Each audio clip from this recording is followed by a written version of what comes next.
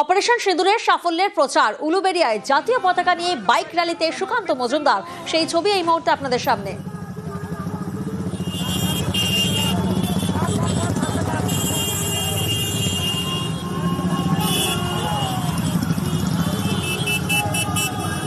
পাশাপাশি অপারেশন সিঁদুরের সাফল্যের প্রচারে শুভেন্দু অধিকারীও, এবং সেই ছবি এই মুহূর্তে আপনারা দেখছেন। অপারেশন সিঁদুরের সাফল্যের প্রচার, আর সেই প্রচারে শুভেন্দু অধিকারীও। বনগাঁতে র্যালি করেন শুভেন্দু অধিকারী।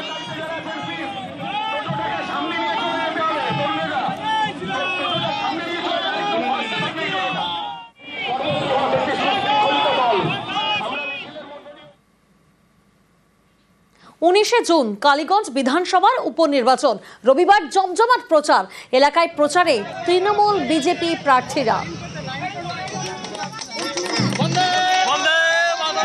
রবিবার শনির দিন, আর রবিবার একেবারে জমজমাট প্রচার, প্রচারে তৃণমূল প্রার্থীরা, প্রচারে বিজেপি প্রার্থীরা।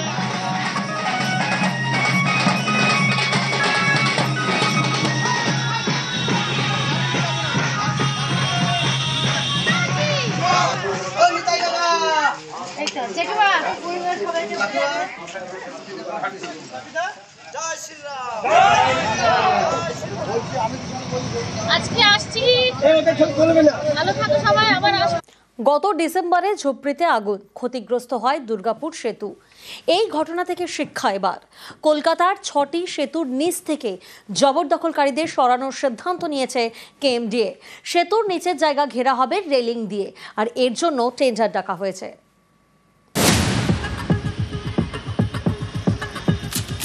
নিউ আলিপুর স্টেশনের কাছে দুর্গাপুর সেতু। গত ডিসেম্বরে এই সেতুর নিচের ঝুপড়িতে আগুন লাগে, পুড়ে ছাই হয়ে যায় একের পর এক ঘর।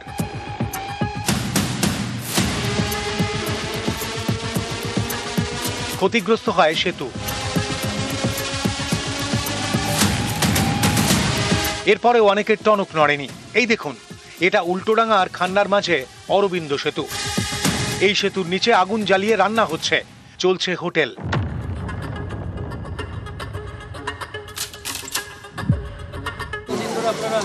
আটত্রিশ বছর হবে। না না না না না, আমাদের নর্মাল ছোট গ্যাসের মতো রান্না।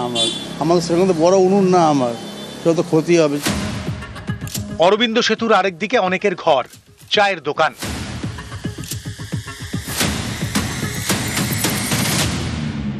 দুর্গাপুর ব্রিজের মতো এখানেও বিপদের আশঙ্কা।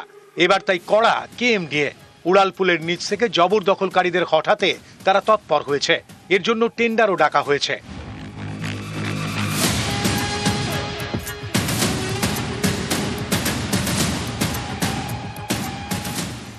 দুর্গাপুর ব্রিজের নিচে আগুন লেগেছিল, বিরাট আগুন। তাতে ব্রিজটার যথেষ্ট ক্ষতি হয়েছে।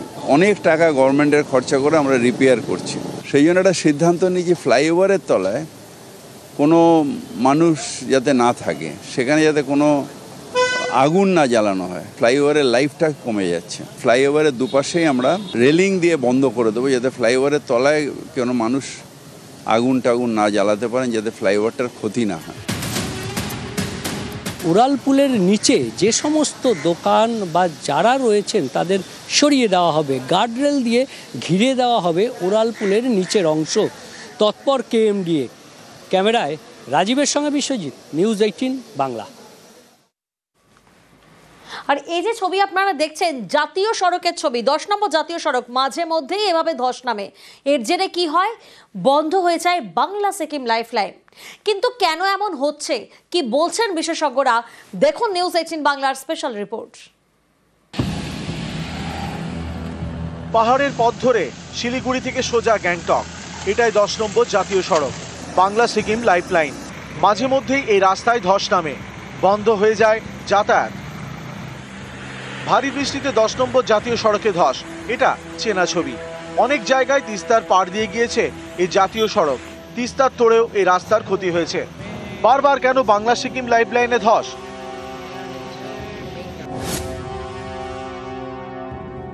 আমাদের যে ওয়েস্ট বেঙ্গলের হিমালয় বা সিকিম হিমালয়, এটা অনেক সফট, একদম ইয়াং মাউন্টেন যাকে বলে হিমালয়, তার পরিষ্কার দিকটা এখানে পাওয়া যায়। হার্ড রকের থেকে সফট রক বেশি এবং মাটি খুব নরম। 20-25-30 মিটার নিচে গিয়েও নদীর পাড়ে বা রাস্তার উপর থেকে সেখানেও কিন্তু ওই ভঙ্গুর সমস্ত পাথর ইত্যাদি পাওয়া যায়। এই সফট রক থাকার ফলে যেমন রাস্তাও খুব ভঙ্গুর, খুব তাড়াতাড়ি ভেঙে যায়। নদীর পাড়ের রাস্তা তো থাকেই না, বোধহয় নতুন করে ভাবতে হবে তিস্তার পাশ দিয়ে রাস্তা করা যাবে কিনা আদৌ। আমার মনে হচ্ছে পাহাড়ের মাথার উপর দিয়ে রাস্তা নিয়ে যেতে হবে। রাস্তাগুলো নদীর পাড় থেকে একটু সরাতেই হবে মনে হচ্ছে, নালে চিরকালই চলতে থাকবে।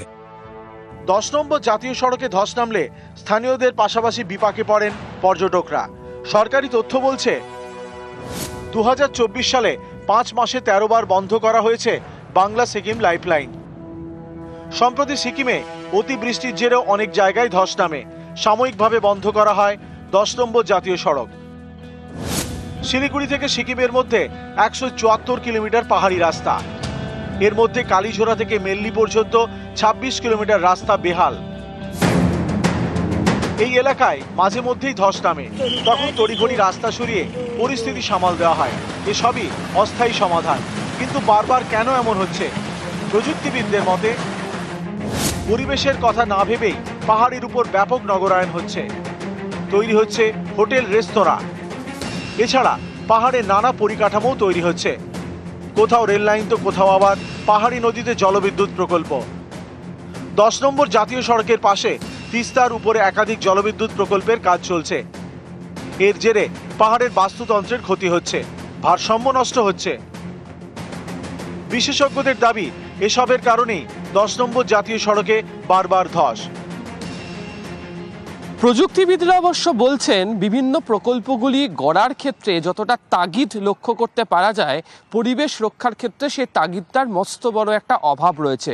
ফলে এই সমস্ত অঞ্চলে কাজ করতে গিয়ে বারবার ধরে যে ধরনের বিপদের সম্মুখীন হতে হচ্ছে, সেক্ষেত্রে দাঁড়িয়ে যখন বিস্তারিত প্রকল্প রিপোর্ট তৈরি করা হয়, তখন পরিবেশগত ভারসাম্য রক্ষার জন্য কি ব্যবস্থা গ্রহণ করা প্রয়োজন তা কার্যত আলোচনা স্তরে আসে না। আর সে কারণেই এই বিপদ বারবার ধরে গ্রাস করছে। আসলে পাহাড়ের ঢালের ভারসাম্যের সাথে নির্ভর করে রাস্তার ভাগ্য, অর্থাৎ রাস্তা কতটা টিকবে বা টিকবে না। ভারসাম্য যে কারণগুলোতে ব্যাহত হতে পারে তার মধ্যে হচ্ছে একটা, যে পাহাড়ের নিজস্ব বাস্তুতন্ত্র সেটা কতটা এফেক্টেড হচ্ছে আরবানাইজেশন প্রসেসের মধ্যে দিয়ে। এই এন্টায়ার নদীর গতিপথে বিভিন্ন জায়গা জুড়ে জলবিদ্যুৎ কেন্দ্র তৈরি হয়েছে, ফলে যেটা নদীর স্বাভাবিক যে জলপ্রবাহ, নদীর যে স্বাভাবিক গতি সেটা এফেক্ট করেছে। ফলে যখন বর্ষা আসছে তখন নদীর যে মূল খাত, সেই মূল খাত ছেড়ে নদী তার দুপাশ দিয়ে প্রবল জোরে জল যাওয়ার চেষ্টা করছে। ফলে এখানে একটা ইরোশন হচ্ছে। যে রাস্তাগুলোর উপর দিয়ে ভারী ভারী গাড়ি যাচ্ছে, বিশেষত সেই অঞ্চলের শিলাস্তর অত্যন্ত ভঙ্গু শিলাস্তর। তার ধারণ ক্ষমতার বাইরে দিয়ে যদি তার উপর দিয়ে, তার ঘাড়ের উপর দিয়ে যদি আমরা প্রত্যেক দিন ভারী ভারী যান চলাচল শুরু করি, তাহলে তার স্থায়িত্ব, তার ভারসাম্য বিঘ্নিত হতে বাধ্য। এই ঝোড়াগুলোর জায়গা দেখবেন সবচেয়ে বেশি ল্যান্ডস্লাইড প্রোন হয়, কারণ এই ঝোড়াগুলো ছিল এর স্বাভাবিক জলপ্রবাহের রাস্তা।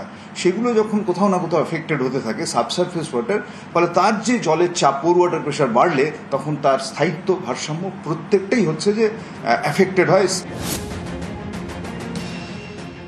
বোধহয় নতুন করে ভাবতে হবে তিস্তার পাশ দিয়ে রাস্তা করা যাবে কিনা আদৌ। আমার মনে হচ্ছে পাহাড়ের মাথার উপর দিয়ে রাস্তা নিয়ে যেতে হবে। রাস্তাগুলো নদীর পাড় থেকে একটু সরাতেই হবে মনে হচ্ছে, নালে চিরকালই চলতে থাকবে। আবির ঘোষাল এবং মনি লামা, নিউজ 18 বাংলা।